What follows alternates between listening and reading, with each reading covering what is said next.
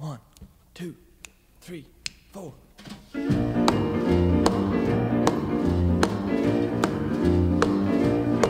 Well, bless my soul, what's wrong with me? I'm itching like a man on a fuzzy tree. My friends say I'm acting wild as a bug. I'm in love, I'm all shook up.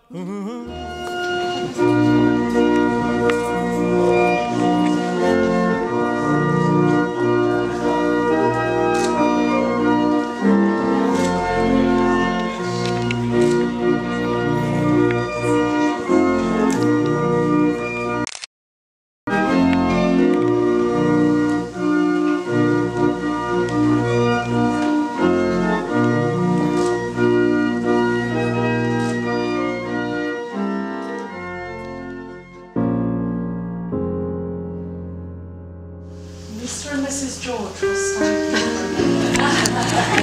for your photographs and then we'll walk around. But I'm sure if I flutter my eyes at Mike, he'll start playing some music.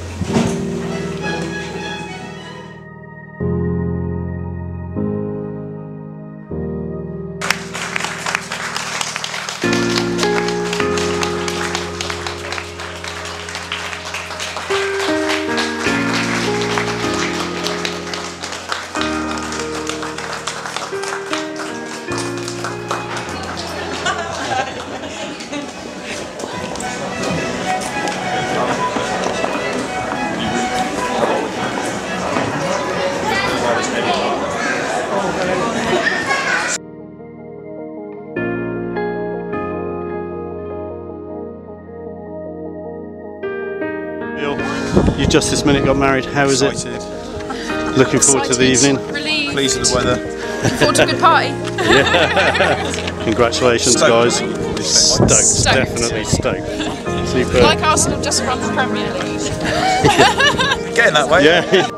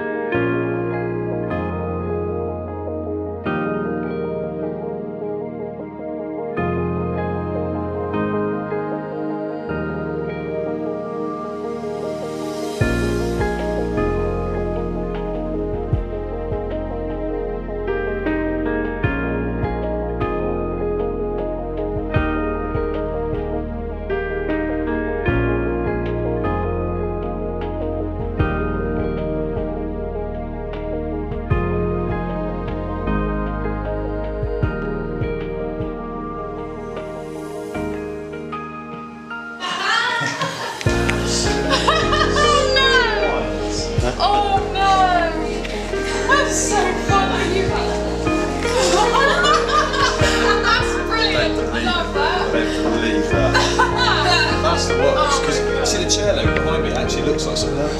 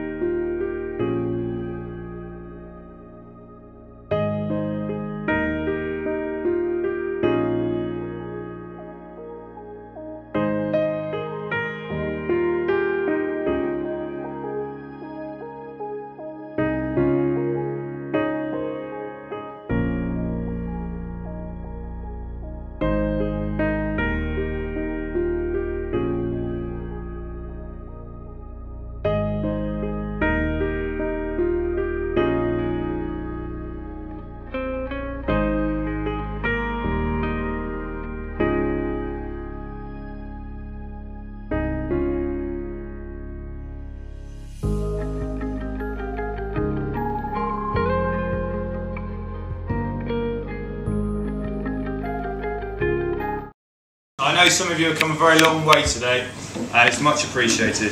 I can honestly say it wouldn't have been the same without all of you here today. It might have been a lot cheaper, but that's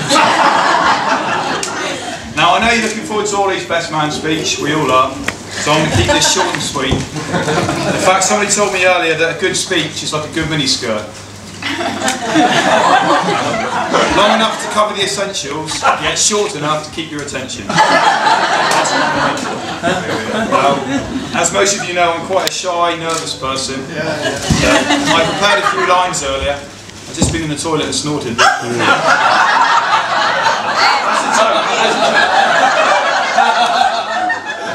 as bad as it gets.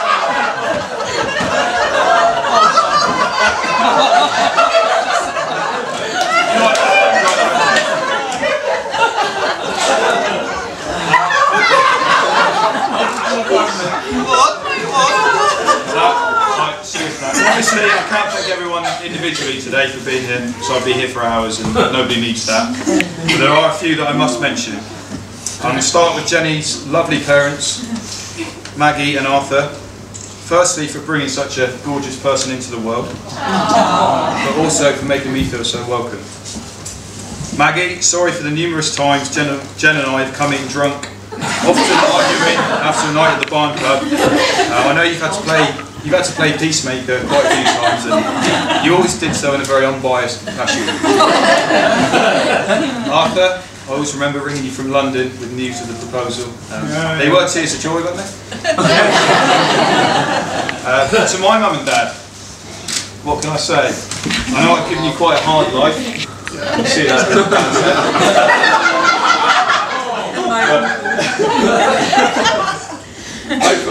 Hopefully I was worth the hassle. Mum, sorry for beating Ollie up so often.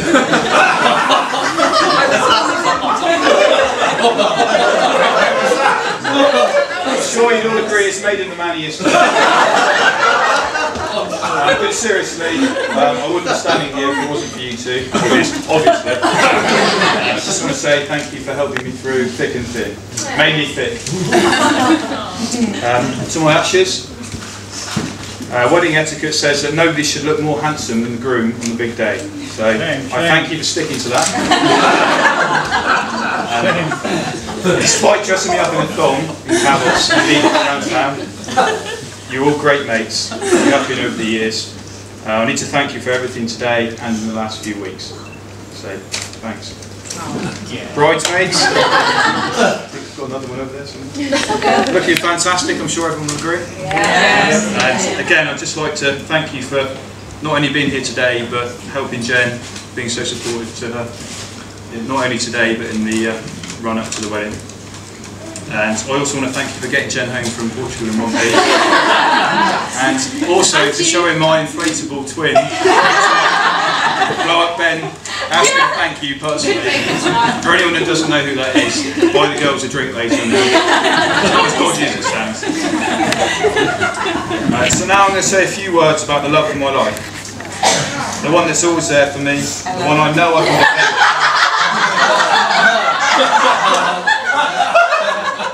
Well, you're not going to believe this, unfortunately Ella couldn't be here today. Thanks,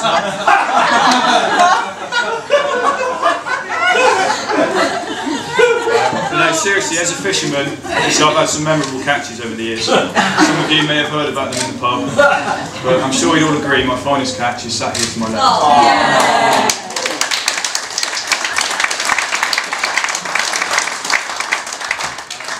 I'll be honest with you, I've written quite a few words here to describe the way Jenny's looking, and when I stood in the church earlier on and looked over my left shoulder and saw her walking up the aisle, all those words just went out the window, so waste of time.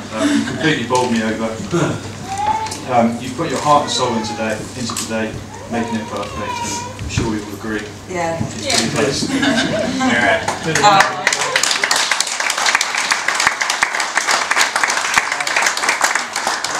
I would go on waxing lyrical about Jenny, but I'm really struggling to read her writing now.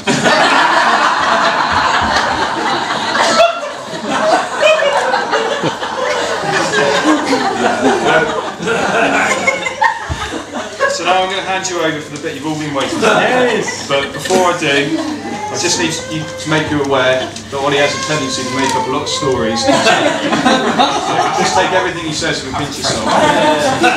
In fact, if anyone wants a toilet break or a bag break, the next 10 minutes should be at least. We're definitely not going to miss one.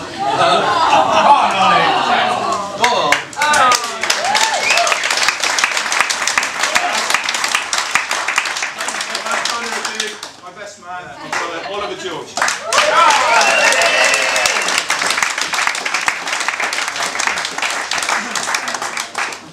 Well, firstly, I'm going to avoid the intro on here because I want to say that I'm absolutely disgusting with myself for going so easy on Ben from what he's just said about me.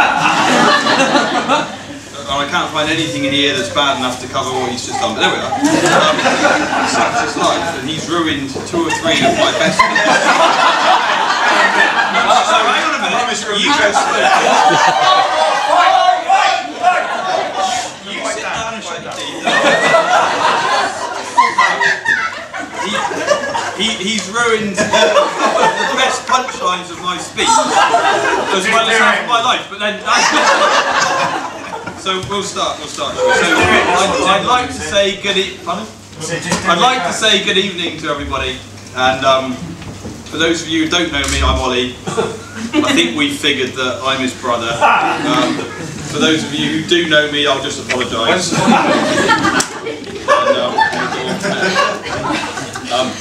I've got to admit, it might be pretty obvious to you all, but this isn't something that I've done before, and it's been pretty nerve-wracking. I've been sat here most of the evening, feeding. Afternoon, feeling pretty sick with worry.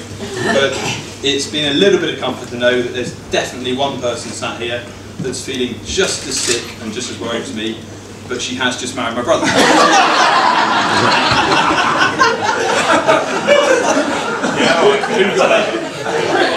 don't know. But no, let's cut to the chase. I mean, someone did say, don't worry too much about the speech. Everyone would have been at the bar and spent plenty of time there, be drunk enough. So, if you all want to go back to that, I'm quite happy to stand here and speak to the pedal. It's no problem at all. No, seriously, you're all, I'm sure, going to join me in saying that Jen, you genuinely look absolutely stunning today. Brilliant. Yeah.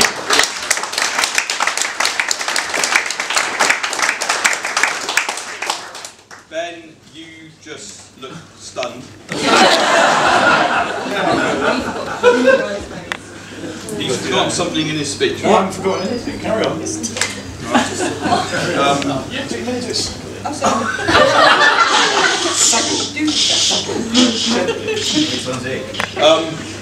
And also on Ben's behalf, which is quite fitting because he's just managed to sort of spite out and say, I've got to say surprise mate, but I'm going to thank all the bridesmaids on Ben's behalf. They all look terrific tonight, and they've done a brilliant job stopping. They've done a brilliant job stopping Jen from doing a run. Arthur's already mentioned it, and I think you'll all agree. Was it not a lovely service? I think it was brilliant. Yeah, great service. And finally, after a good few years, Ben and Jen have tied a knot, for better or for worse, which is quite appropriate because Ben definitely couldn't have done any better, and Jen definitely couldn't have done any worse.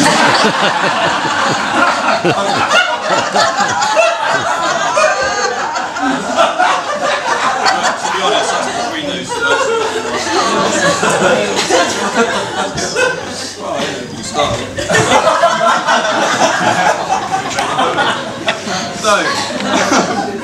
So anyway. Just be careful, you two in between them. I know. There's a line over there. So Ben, what can I say? Well, I met Ben about 29 years ago. I'm not joking, he introduced himself to me by throwing the family cat into my pram. And I was in the pram at that. He also took great pleasure in flipping me upside down in my baby bouncer, which used to leave me hanging upside down from the ceiling. I mean, things, to be honest, haven't changed greatly. It's been pretty eventful, and at times along the way, he's actually been like a brother to me. Well, tell me. But no, to be honest, Ben is 1 in a million, which is bloody lucky for the rest of us.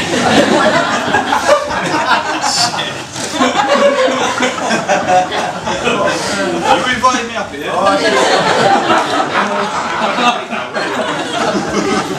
Hey, I've got 2 more pages.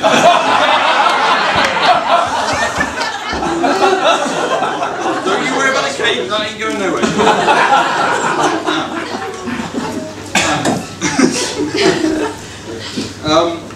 Fishing, obviously, is a big part of Ben's life. It's a hobby as well as a pastime or a so-called job, really. And to be honest, and to be fair to him, he has had an incredible knack of catching fish from a very early age. We spent hundreds of hours, or he did, you know, on the river at Penburn. Penny will vouch for that. Down in the rock pools at Port Guara, and also, you know, we used to catch crabs in buckets at Salcombe when we were on holiday, and that used to go down very badly with the locals. In fact, rumour has it that he first caught crabs at the age of 7.